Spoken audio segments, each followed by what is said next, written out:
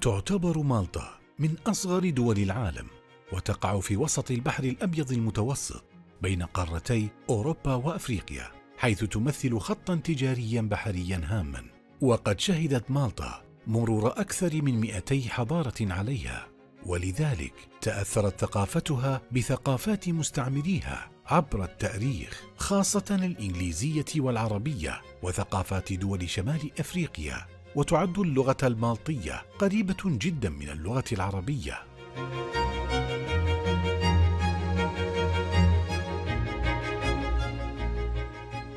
انضمت مالطا إلى الاتحاد الأوروبي عام 2004، ويعتمد اقتصادها على التجارة الخارجية والصناعة والسياحة والصيد البحري.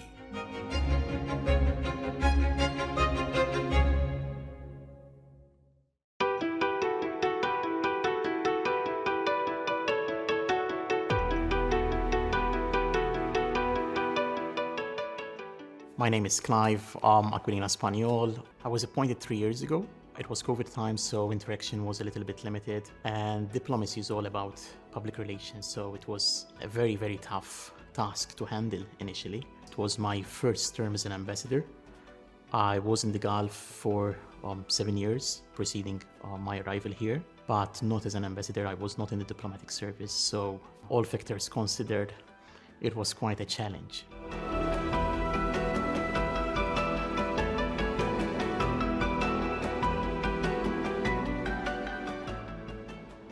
I discovered a much better Saudi than I thought, despite being so close in the neighboring countries, and not just in terms of the country, but also in terms of the people, the interactions with the locals and with the people living here, and that facilitated as well our work.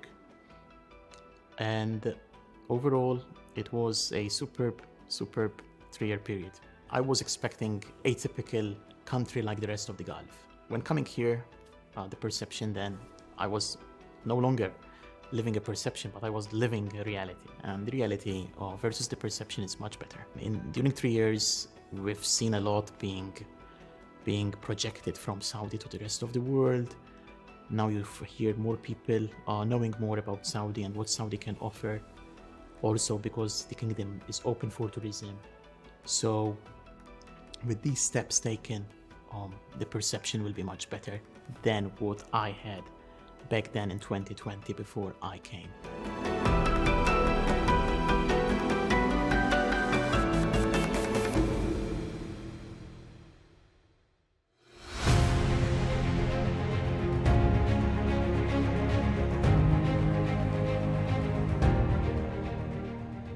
Over the past 3-4 years, I explored the main cities, of course, Riyadh. We are resident in Riyadh as an embassy. Jeddah as the second, so to speak, capital. I explored it as well, and I like it very much. I like Jeddah, also because it's a different city than Riyadh. You see a different dimension.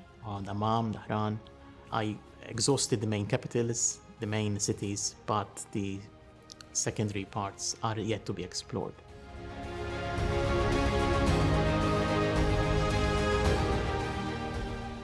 Culture is very rich in Saudi, and this is again contrary to perception out there. It's a very rich culture, very rich old culture. There are treasures to be unearthed and discovered by people out there, including the Maltese population, Maltese people. The food is also slightly different from the rest of the Gulf. And I'm mentioning this because this indicates that Saudi has its own authenticity and own identity. It's not any Gulf. There are a variety of restaurants, some of them not even found in my country. Also in terms of sports, for example, you can practice sports, for example, horse racing, camel racing. These are beautiful events that dot the calendar. A lot is happening in terms of cultural events, whether musicians come here, and not necessarily in Riyadh, in Alula as well. I've been twice to Alula, and I was very much impressed with the quality of the performers that they are bringing from outside. It was actually a struggle to keep up with what is going on in terms of cultural scene and all the variety that the kingdom is offering right now. العلاقات السعودية المالطية هي علاقات تسير بوتيرة جيدة. هذا ما نلاحظه حقيقة من خلال الزيارات المتبادلة، من خلال الزيارة التي حصلت في العام 2016 من قبل الحكومة المالطية لبحث سبل التعاون المشترك بين المملكة. وكان هناك اجتماع كبير يضم حقيقة وزارات من دولة مالطا، وزارات المملكة العربية السعودية، وكان الغرف التجارية أو تحت مظلة الغرفة التجارية السعودية حاضرة. هذه الجزيرة التي يعني تعتبر مساحتها، يعني تعتبر واحدة من أصغر الدول على مستوى العالم، حيث مساحتها لا تتجاوز 316 كيلو متر، وعدد سكانها لا يتجاوزون 400 ألف نسمة. وإذا أخذنا مقارنة أو نسبة وتناسب ما بين المساحة وعدد السكان، فهي تعتبر من أكثر الجزر كثافة من حيث الكثافة السكانية. هذه الجزيرة على مر التاريخ هي تقع ما بين الممرات الأوروبية والممرات الإفريقية. حقيقة هذه الجزيرة كانت مثار أو مكمن للغزو الأوروبي والإفريقي، فهي تاريخيا حقيقة حصلت هناك كثير من الاستعمارات لهذه الدول، كثير من الغزوات، بحكم أنا أعتقد بأن موقعها الجغرافي كان ليلعب دور مهم استراتيجي.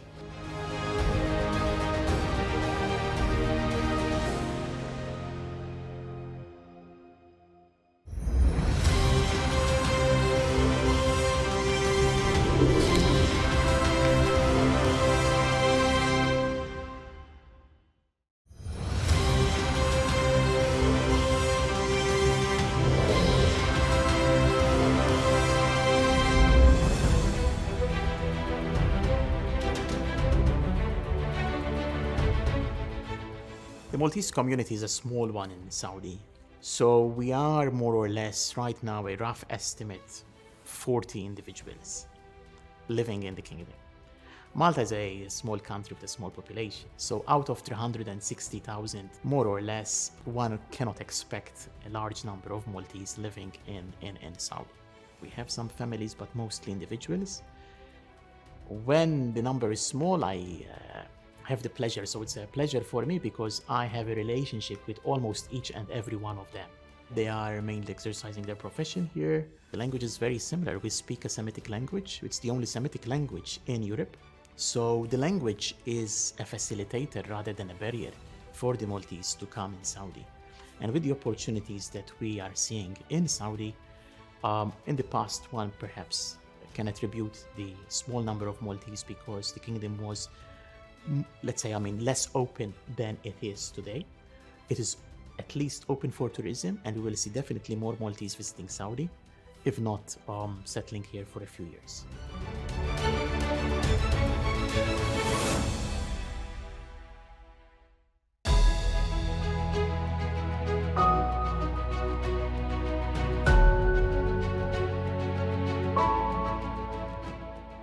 Tourism in Malta is one of our largest industries. It's the largest almost contributor to the GDP. So automatically as an ambassador, I look at tourism as an enabler to connect the two countries together. I've seen more Saudi tourists visiting Malta year on year since I started. So at least the effort and the groundwork is bearing fruit. As far as Maltese visiting Saudi, it is on the increase as well. We are also deploying a certain level of effort through Malta Tourism Authority to increase the number of tourists from Malta to here and vice versa. What is Malta in KSA? Ultimately, it's the people. It's not the embassy, it's not the ambassador. It's not perhaps some items that we export, but when you have more Maltese people here, that's the best export you can see. That's the best influence on the Saudi people, and the Saudi people will be enticed to visit Malta.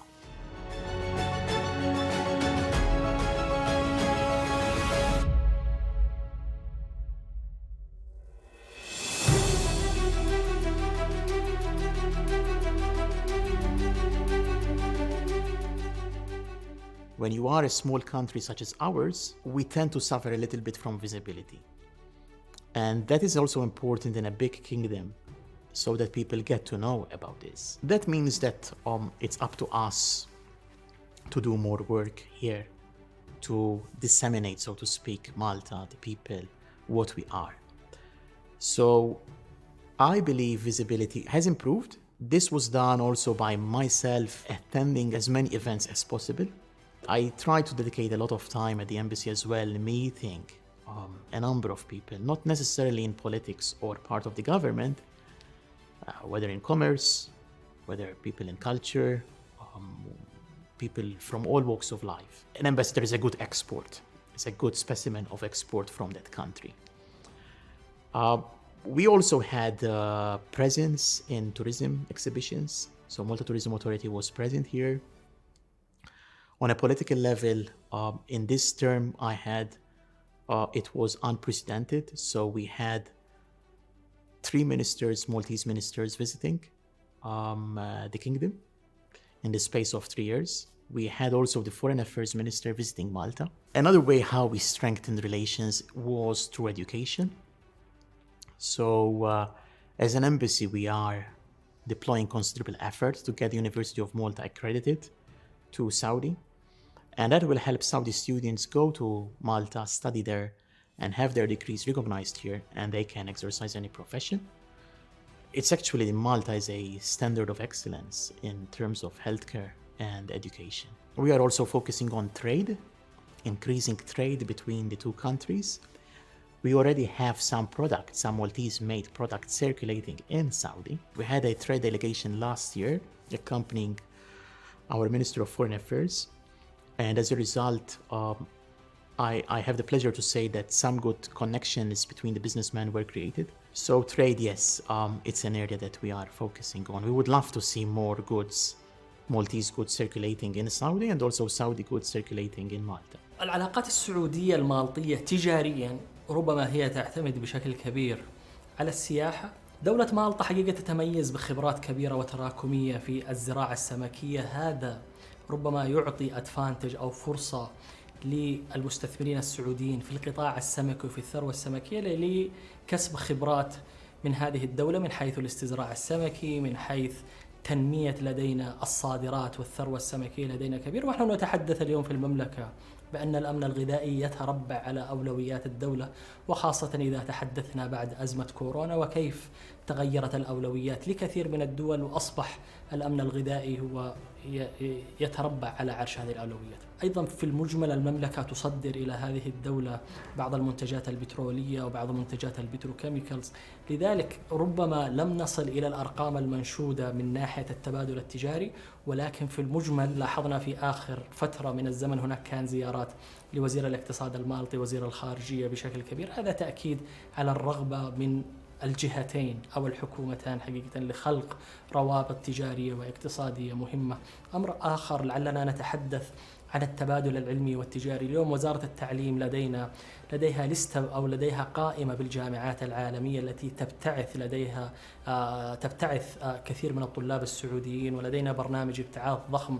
أنا أعتقد بأنها واحدة من الفرص التي ربما تمكن حكومة مالطا، وهي أن تفي بالاشتراطات التعليمية والجامعية حتى يكون لها هناك مقعد ما بين الجامعات الموجودة لدينا في التعليم والابتعاث إلى مالطا، خاصة في قطاع الطب. وكثير نحن نعلم كثير من إخواننا العرب حقيقة يمارسون أو يدرسون هناك في كليات الطب، وهذا في تأكيد بأنها تقف على أرضية صلبة علمية بشكل جيد.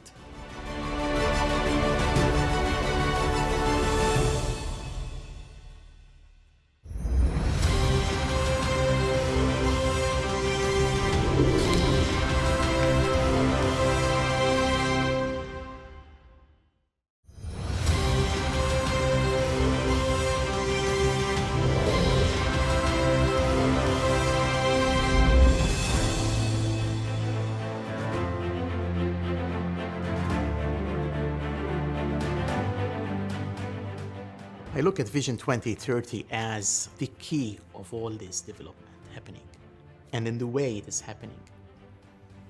Certainly, life in Saudi and the progress in Saudi did not start with just when the vision was launched. The country was here, the intelligence of the people was already here, their initiatives, their zeal was here. But Vision 2030 gave them, it was the key to unlock all this potential that was here in the kingdom. Under the guidance and the close guidance, I would say, of His Highness the Crown Prince, it is working excellently. I think the role of His Highness is also key for Vision 2030 to unfold and be implemented in this efficient way. All countries these days have their own targets, objectives, etc. But it is very much felt here in Saudi that Vision 2030 is embraced by each and every individual. His Highness did an incredible job in ensuring that this vision does not remain a document. It becomes a way of life. It's becoming like a creed. We have to believe in it, and people are believing in it. The effects of Vision 2030 can also be seen in the interaction of the kingdom with the rest of the world. And in this way, Malta is part of the global world. Although it's a small island, it's a very active country. I must state it is one of the very few countries of its size that is sovereign. And that is a positive reflection on what is Malta. Very few land masses of that size have everything. We have all the infrastructure, etc., and all the capabilities to interact with the kingdom. And as a result of 2030, for example, one key contributor out of 2030 was tourism. So because of tourism, more Saudis are visiting Malta. More Maltese are visiting or interested to visit Saudi in the future. E-visa was a unique tool. In a few minutes, you can get your visa to Saudi and you can visit Saudi. Because of 2030, we see more openness in Saudi. That automatically facilitates or contributes to more encouragement on the Maltese side to visit, to do business with Saudi, to interact on all levels. It's always progress, progress, progress, and fast progress.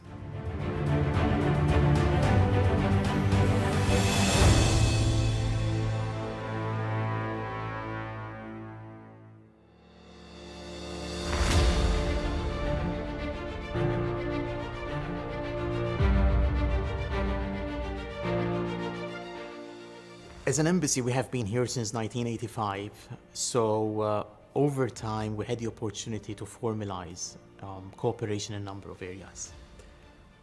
One particular is the agreement which forms the basis for a joint economic commission between the two countries. Being a person from the private industry, I value and I measure the success of a relationship between the two countries more on how much the agreements in place are working rather on how many more I would like to sign. There is always scope for more.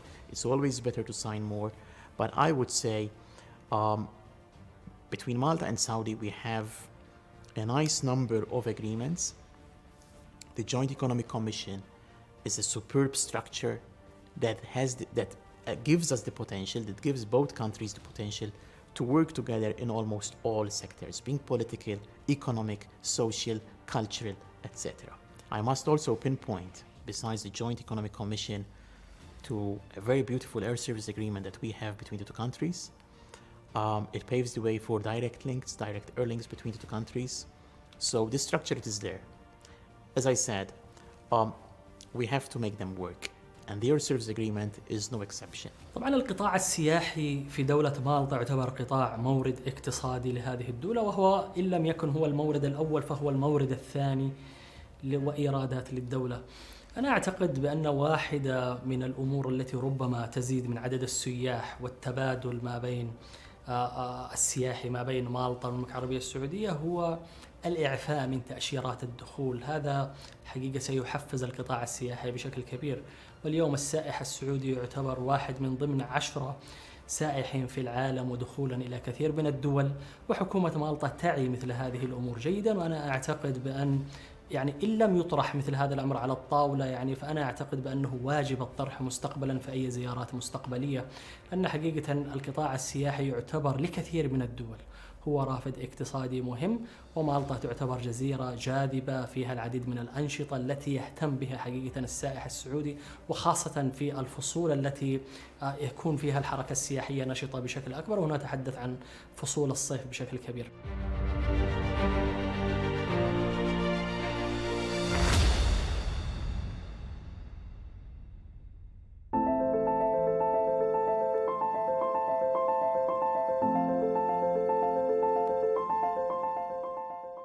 My experience over the past 3 years was beyond my expectations, and in a positive way. My message is for the Malta population is they can visit Saudi, discover Saudi, they can enjoy themselves as well. It's a different culture, it's a different country with its own beauty. And in the way I embraced Saudi when I didn't know anything about it except from or through my professional experience, and also what I heard from my from my stays in neighboring countries. I encourage them to do the same. They must take the plunge, just take a flight and visit the kingdom. And if they love food, they will find the food. If they want to go to a party in Riyadh, there is Riyadh season. For the businessman, plenty of business opportunities. So they just need to visit.